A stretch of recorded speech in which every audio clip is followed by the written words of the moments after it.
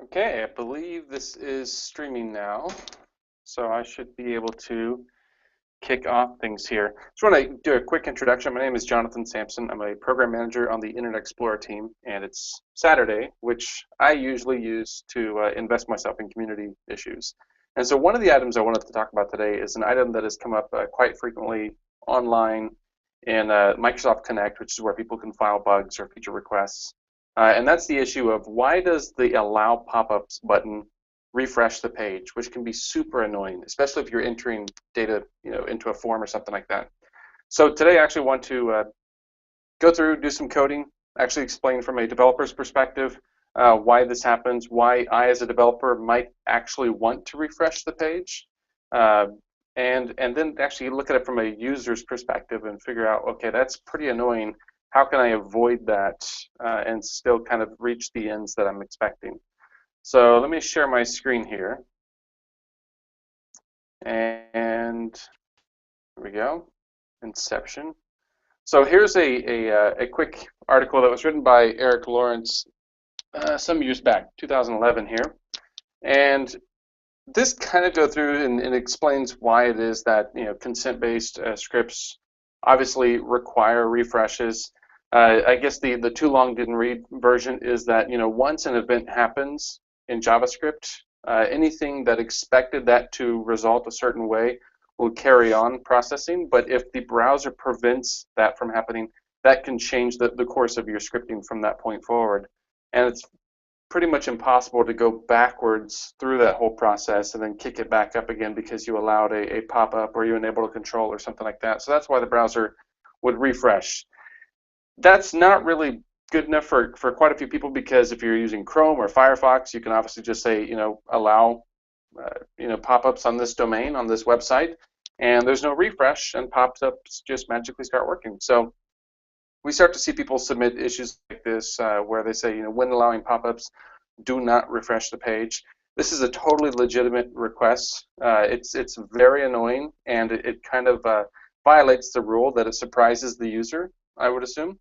And so I kind of want to talk about that just a little bit today. So what I'm going to do is start out by going to jsfiddle.net, and we're going to do some coding on here. So we'll do a quick example of just what does a pop-up script look like in a very minimal form, and from then on, how can we build that out to actually make a fuller demonstration here. So let's start out with an immediately invoked function expression.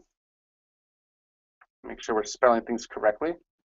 And I have a habit of putting the use strict directive in here. I would recommend that you do it as well if you're a JavaScript developer. And at the very beginning here, we're going to create just a method, a function that would create a brand new window. So we're going to say function open popup.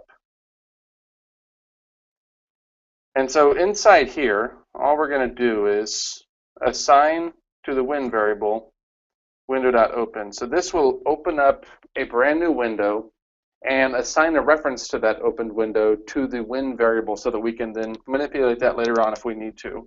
And in fact, what we might want to do here is set one of the properties in there. So we might say, the window, the document, the body, the text content should be equal to hello world. And that's pretty good right there. So what I'm going to go ahead and do now is we'll actually invoke this. We'll show how we can create a pop-up just from the user clicking on something. So we'll say document dot add event listener, and we'll bind this to the click event, and we'll say open pop-up.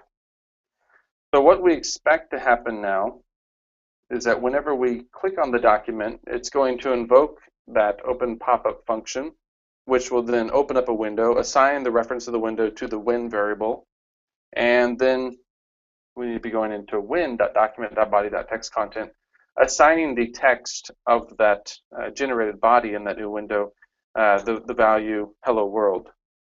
So if we run this, we click inside here, you notice here's our pop-up just popped up there all by itself, and we get the hello world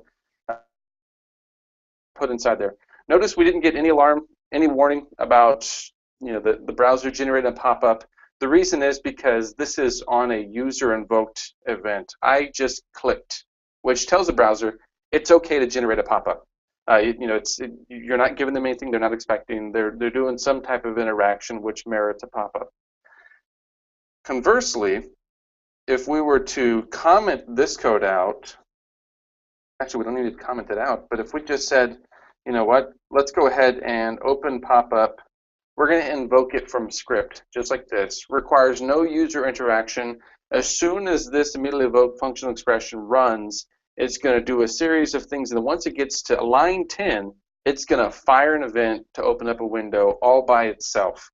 Now, when we run this, you notice now we actually get a warning that says Internet Explorer has blocked a pop-up from fiddle.js shell or jshell.net. This is actually a great thing because you don't want to have the browser opening up a slew of pop-ups. However, if I click the document, let's see here. Looks like my click is not working. Let me put this after. And let's try this again real quick because I'm expecting, there's my pop-up, and there's a warning about another pop-up. So I can invoke a pop-up, but I don't want the browser to invoke a pop-up. So let's go ahead and pull some of this stuff back out and develop this just a bit far and explain why it's important to essentially block these pop-ups and why it's important to refresh. So the next thing I want to do here is I'm going to go ahead and set an interval to try and add, well, actually before that, I'm going to go ahead and create a log that the open pop-up method has actually been called. So inside here, what I want to do is I'm going to create a, let's see, a var entry equals document dot create element, and we'll just make this a paragraph. And we'll say entry dot text content will be equal to, we'll just say a new date. And what I want to do down here is I'll move this code just below the entry code. And instead of saying the Windows document body text content will be equal to this text, I will set that equal to the entry text content. So they should both have the same date as one another. And then I'll do document.body.append child, and we will add the entry to the current body. And so now anytime we actually invoke this, we should see a log being added down here. Now, one thing we can go ahead and do really quickly is just set this up on the interval. So set interval, open pop-up, and we'll set that for every 5,000 seconds, or 5,000 milliseconds rather. And so what's happening again here is we're programmatically invoking this script. It's going to, on an interval every 5 seconds, call the open pop-up method. That's going to create an entry element. It's going to set the text of that entry element to whatever the date is. And it's going to cast that date object to a string for us. Then we're going to create a win variable. We're going to assign that to whatever is returned from window.open, which we hope is going to be a window. We're going to set the document.body.text content property on that new window to the entry.text content property. And then we're going to push that entry element into the present document. So it should show up over here in the bottom right square. So let's go ahead and run that real quick. And this is going to take about 5 seconds to run the first attempt. And so you notice there is our pop-up blocker. It's not going to let us open up this window because we don't have the rights to do so. In fact, it's actually halted this line 13 right here. It's prevented us from even moving forward. So what we could do is we could move this above. And let's run this again because I really want to see that element added to the DOM. So we're going to run this, we'll close that, and then let's wait 5 seconds for this to invoke that open pop-up method. You notice it has now added that to the DOM, and it's opened up this pop-up blocker. And look, there's a second attempt, failed, but there is a second attempt. And so what we might want to do at this point is actually indicate whether or not it failed or passed.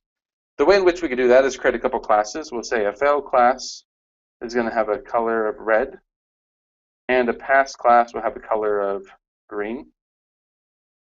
And then inside here, what I'll want to do is we can actually set the class of the text itself. So right after we add the window equals window.openLine, we're going to say entry.classList.add, and we're going to put in a ternary operator just to see what that window is. And if the window is there, we're going to hit pass. Otherwise, we're going to hit fail. This will give us green text or red text, presumably, if everything goes the way we expect it to. And so there's our red text telling us that window did not open. Should get another one there. Yep, that window did not open either. So what happens if we add a manual process in for adding a window? For instance, let's create a button. Let's say button is going to have some text inside it. Manually open popup. And we're going to need a reference to that button. So we'll say var button equals document.querySelector. And we're going to get the first button that comes back, and then we're going to actually add an event listener. And whenever we click that, we want to call open popup. So now we've got two distinct ways that the popup method could be fired. One could be a manual click event from the user, which we would like to respect that and actually open up the popup because the user is obviously expecting that. And the second way is this set interval down here, which is going to run every 5 seconds. And so let's run this, and we're going to wait for one of the bad results to come in. So after 5 seconds of the document being opened, we should actually get a bad result. We are not getting it, so let me just double check that we have everything right. Open popup. This is the danger in live coding, is that you may actually have something not work and you have to debug. You have to do live debugging. How excellent is that? Let me just double check. So that's not working either. So we have add event listener. Click open popup. That looks to me like it should be okay. Let's just check our console here real quick. And let's run this. Oh, J is undefined. Where am I getting J from? Oh, I inserted a J up here for some reason. Okay, so now let's go ahead and run this. And at this point, after 5 seconds of the document running, we should see the invalid or the non-successful pop-up attempt start to be logged. So what I want to go ahead and do now is create an explicit pop-up from a user action. So I click that. Notice it works. There's my date that I'm expecting to see. And whenever I look down here inside the log, I actually have a green one. So that's great. But what happens at this point is that those previous two, the first two that came up, they're gone. They're lost forever. I have no access to those. And programmatically, they're null. They don't return a window reference, so I can't come back after the fact, even if you click on approve pop-ups and accept those, because they're gone. That's the nature of time.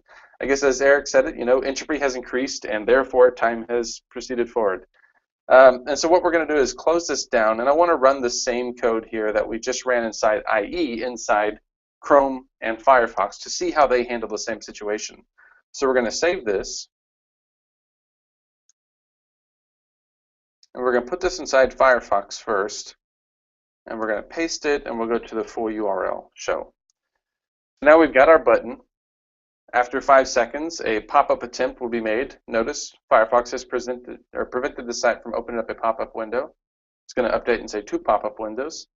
Now we could click inside here, and we could say that we want to allow pop-ups for JSFiddle. We could edit the pop-up blocker options, or don't show this message when pop-ups happen at all. If we click allow pop-ups for JSFiddle, what you'll notice is from this point forward, we're going to start to have pop-ups, which is precisely what we expect. And those would be represented here as green entries. But notice those previous 5 or so. Let's go ahead and shut this off. So we'll go to options. I think it's in privacy, maybe content. Yeah, exceptions, and we'll remove JSFiddle. Once we do that, we can actually close down all of these. you'll notice all of those were represented as green entries, which means they succeeded. But the previous 5, these first ones, those are all gone. As soon as we said allow pop-ups, we effectively said allow future pop-up. But the previous ones are dead. And so if there was something crucial about those, if there was something very key, for instance, we clicked, chat with a representative or something, that chat window is gone forever. There's no way to resurrect that just because we allowed pop-ups. What we have to do is actually invoke that action again in order to have a similar pop-up experience. So if we were to do something like this over inside Chrome, we see something slightly different, but still very much in key with what we've been seeing in other browsers. So after 5 seconds, we have a pop-up blocked. We'll let that run for just a second. We can invoke, obviously, a pop-up in both of these. And that's okay because it's happening as a result of a user event, a click. So we get a green entry, and we've got down here a green entry. Now, if I come in here to enable pop-ups, you notice that Chrome actually gives me a list of all the pop-ups that it prevented, which is actually really nice. Right now, you see about blank because I'm just doing window.open, but if you were to pass a title in or a reference to the document, you'd have the title in there. And so what happens now is I can click on one of these and choose to resurrect that. But you'll notice something different about this. There is no date being assigned to the content because effectively, as far as scripting is concerned, this pop-up is dead. It's I guess, irretrievable at this point. And so this is nice. This is effectively doing what Firefox is doing, where it's saying allow all future pop-ups from this domain, all future attempts. But this doesn't really help us if we have dynamic content. If, for instance, the parent window is pushing stuff into this pop-up window, we're still pretty much effectively lost, and this is a wasted window. If you have static content, say, for instance, you're opening up a help document, that might actually, suffice for your needs here, where they can then go back and after the fact open up a static reference or a reference to a static document that you require no parent-to-child communication between the two windows. Now, it's not super well known, unfortunately, but the same thing is possible inside IE, where you can allow all future pop-ups. Let me go ahead and show you real quick what happens if we allow once. So if we allow once, notice we have 2 events. Here's that annoying refresh. So we just allowed once, and now we're going to start to see all of the pop-up windows opening up. Notice they all have this common color coding here. They're all green to let me know they're stemming from, or they're related to this tab here. But this is not really helpful if you just spent some time filling out a form and everything. So what we might want to do is go in, and I'm going to turn this back off. So we're going to go to privacy, the pop-up blocker, and we'll take SharePoint out of there. What is that? Okay. And I'm going to come back over here, and we're going to refresh. And in fact, we don't even have to modify the pop-up blocker at that point because this allow once, it really only lives on for the session of that particular tab. So you notice we actually have a second pop-up opened up and a third. And if we refresh this, we actually, that allow once permission is gone. And so we're going to start to have all these fail again. One of the things we can do, though, if we want to get similar functionality to that which is seen inside Chrome and Firefox, is we can come in and we can go to More Settings down here in the notification bar, and we can explicitly add this URL to the exceptions list. So we'll say any subdomain on jsfiddle.net. You notice whenever we do this, and I close that, we haven't refreshed the page, but now all future pop-up attempts are going to succeed because we've permitted that URL on any subdomain on that domain to open up a pop-up. And so at this point, I'm definitely going to go and turn those off. And we'll talk about some of the reasons why you as a programmer may not actually want the user to continue without refreshing.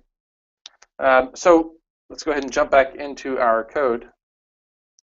And we're going to see some annoying updates over here unless we turn those off. And so I'm going to go ahead and comment out this interval just for right now. And let's talk about things you might actually want to do. So one of the things we've already done is we've assigned some content to the body itself of the pop-up window.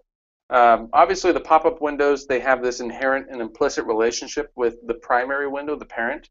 And so we may want to do something like you close all of the child windows whenever the parent window is being closed. And so right now, if we were to open up a couple manual pop-up windows,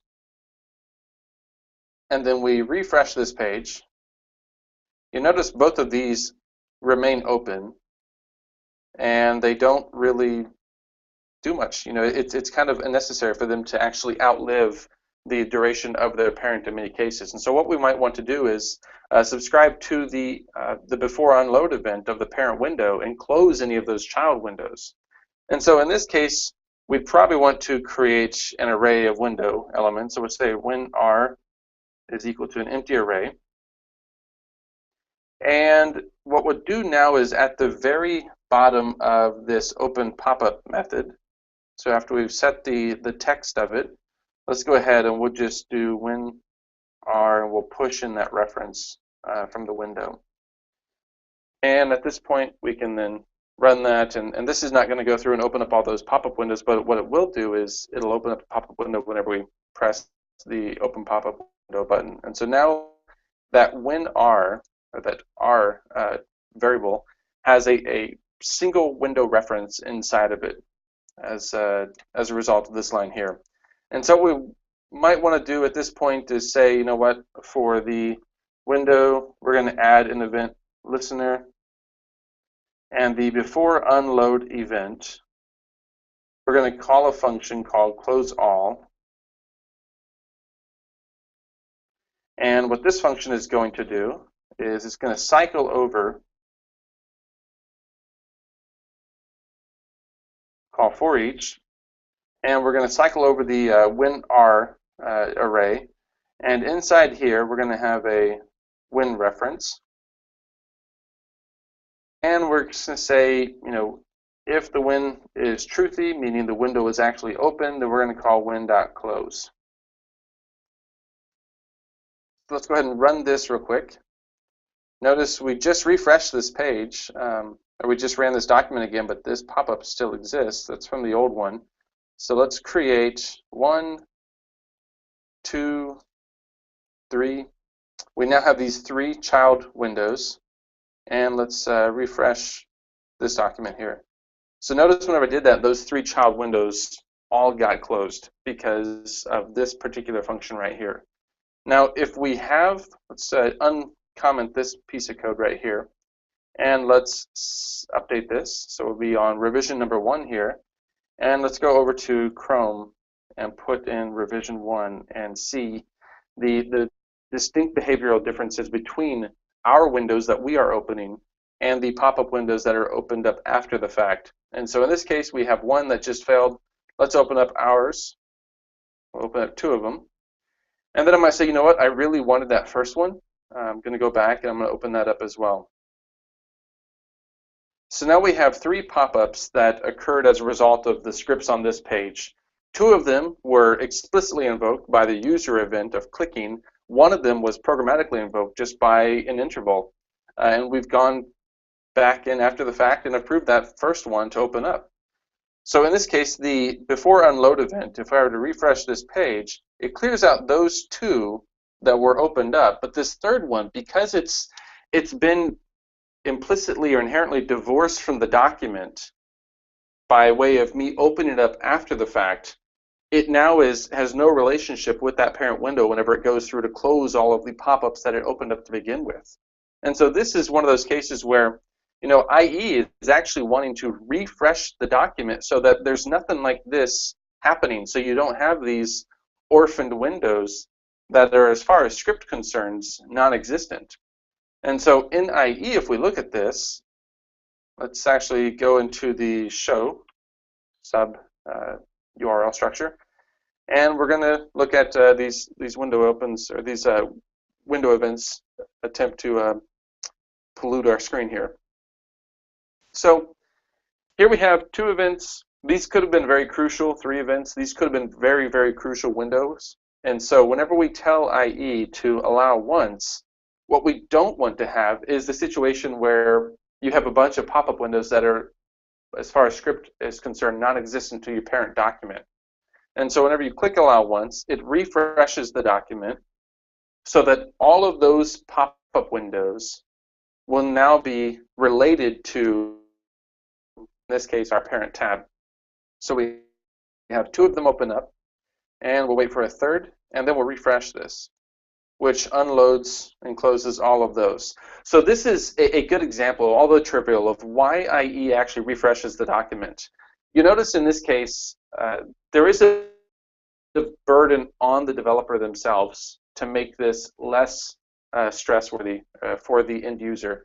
Because ultimately, it's up to me, when you come to my page and you start to put information into my form, to preserve that information if I'm going to be opening up pop-ups and I know that this is actually a common issue where, especially if my pop-ups are very important and I need you to see them, I might actually want you to see those from the beginning of the page existence and throughout its life cycle, as opposed to trying to go back after the fact and open up a pop window. So what you could do is actually, in this case, you notice we're using the before unload event to go through and close out all of these pop-up windows. What you could do is actually serialize form data at that point, store it in some type of session medium, even down to a cookie level if you're in an old enough browser. This before unload event, I think, is supported all the way back to IE4. And so you could actually then, once you refresh the page, populate the form data again for the end user, and then let them carry on their merry way. And so that's actually one of the reasons why we do this. Now, this is a trivial example. Obviously, we're just closing windows. That doesn't really show this constant communication between the 2 windows. And so let's assume that we actually had something a bit more involved where, you know what, we're building this multi-threaded, crazy-looking, awesome chat application, and you could open up tons of windows, and multiple users could have individual conversations with various different people in different windows. And we want to have constant window-to-window communication. And so in this particular case, what we might want to do is set up another trivial example, but we're going to set up an interval that will actually go through and update all of the windows inside that WinR collection. And so what we'll do is we'll create another function here called function update windows. And I think in this case, I want to have some type of global number for what update we're on. So I'll say update num, and I'll equal this to 0 by default. And then inside update windows, I'll just update the update num number. And then we're going to call winr.forEach so that we can run some code against each one of these windows. And so inside here, win is set. Now in this case, I don't want to call, just in case one of these windows has been pushed into that collection as a null value, I don't want to call anything against presumed properties on that, because there's not going to be a document property, for instance. And so I'll say, if win, and we'll put all of our code inside here. We'll say win.document.body.text content equals update number, and then we'll put in the actual update num. So what's going to happen here is when this function is called, it's going to increment the actual global update number. It'll cycle over the WinR collection, this array, and for each one of those, it's going to assign new text content to the body of the Windows document. So what I want to do now here is run this as a second interval. Might as well do it down here. So we'll say set interval, and we're going to call this, what did I call that? Update windows, and we'll run this every 2,500 milliseconds or so. So this will run twice as often as the actual open window attempts. So let's run this.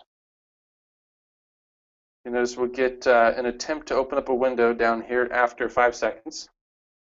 I want to open up my own window. You notice there's update 3, update 4. So my pop-ups are getting this constant update from the parent window. If we were to open up a second one, this is going to open up on update 8. both would change to 9. So we've got this constant communication between both of these windows. And then we'll throw in a third window too. And what the heck, we'll throw in a fourth window. And so now we've got our parent window, which has led to the opening of 4 other windows. And these are each every 2,500 milliseconds being updated with a new body text content value. You notice this Christmas-like array of colors here. So we have some items that are passing, some items that are failing. What I want to do now is, if I were to refresh this whole thing like we did before, we would actually find that all those windows close, and we start the user off on a fresh experience with our application.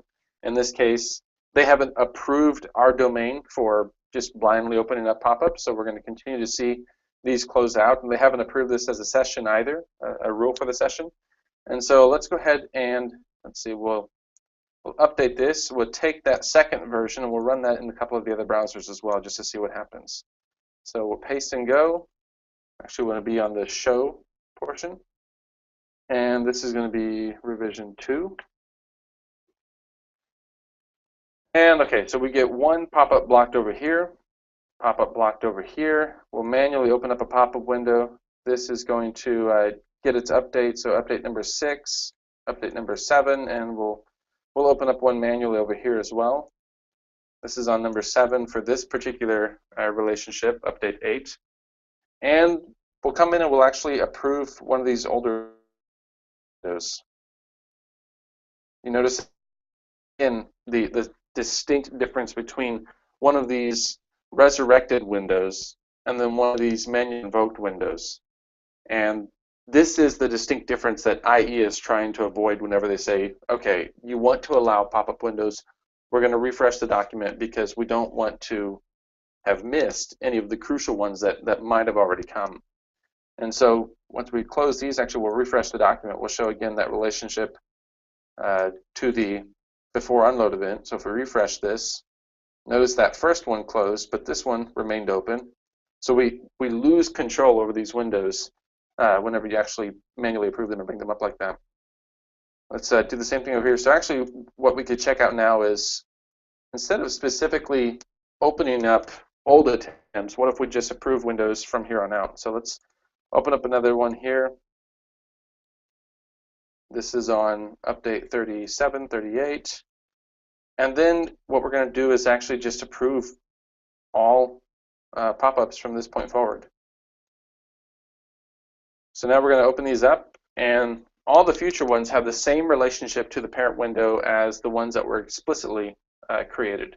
And so whenever we come back over to that parent window and we refresh it, they all close down and we lose those windows from this point forward. But we have approved updates or windows, and so from this point forward we can actually open all those up without problem until the user themselves goes in and explicitly says, you know what, I don't want to have JS Fiddle having carte blanche over my screen space, so turning that off. And now you notice once we turn that off, it immediately propagates to the behavior inside the window itself.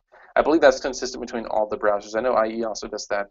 I believe Chrome does as well. So if we were to come in here and we'll approve one of these, actually we'll just approve all these. Always allow pop-ups from this domain. There's something a bit frustrating that I came across in Chrome whenever I was playing around with this just before starting the video, and that is the fact that if you happen to go into the Settings tab, you notice how pop-ups steal the focus away from the Settings tab. So you're kind of on this race to get down here and figure out, okay, privacy, okay, I'm in privacy content settings, gotta get down to pop-ups. Where's my, okay, where's my pop-ups? Did I skip it? I think I did. Okay, there's pop-ups. Manage exceptions, and then delete the exception. Okay, now you're good after I've already opened up like 8 pop-up windows. So the great thing is I can refresh this and all those will go away because all of those were opened up with that behavior between the parent window and the child windows. And so this is kind of a quick example, somewhat trivial, as to why IE will refresh the page, because it doesn't want to lose any of the previous pop-ups. It wants to give an opportunity for those to open themselves back up. And if you don't want to refresh the page, in this particular case, I might say, you know what, I get it. Thank you, IE, for protecting me from ugly pop-ups. I could allow once. That's going to refresh. I don't want to refresh. I just want to go to more settings. And then from here, I want to add jsfiddle.net. And we can close that. And then now from this point forward, we should actually see pop-ups open up in their own windows. Provided I did. Okay, let's check this out one more time. Oh, that's right. It's not jsfiddle. It's jshell, isn't it? Let's try this. jshell.net, I think it is. Yeah, jshell.net is right there inside the notification bar. If I would just read. So now you see that we actually get all future pop-ups opening up inside their own tabs, and it required no refresh whatsoever. So I hope this has been helpful. I know this is an issue that quite a few developers and users struggle with. It's not always quite clear why IE is doing something like that. But whenever you consider the fact that the notification bar itself, once you are executing scripts in a page, you can't go back to whenever a window was attempted to be opened, because that window, that open method will return null. You can't go back and resurrect that same window with the same behavior that you would have had it opened up uninterrupted to begin with. And so now what I want to do is go back in here, privacy, and my pop-up settings, and I want to delete just all of these because this is going to get way out of hand. And I can run that to close all those out. So again, I hope this has been helpful. My name is Jonathan. I am happy to speak with you if you have any questions about this particular issue. Let me turn on my webcam. And so you can find me on Twitter at Jonathan Sampson. I am here in the office Saturdays. So you have my full Saturday if you need any assistance with this type of stuff or just general cross-browser compatibility. And I'd be more than happy to talk with you. So that is why IE refreshes whenever you are allowing pop-ups, and how you can avoid the refresh by just modifying the settings yourselves right there from the notification bar. So maybe the IE team, we should probably consider adding a button or something that'll put the domain inside the exceptions list because it is a little bit cumbersome to add that yourself. Anyway, thank you very much. Thank you for hanging out with me for however long this has been, and I will see you all soon next time.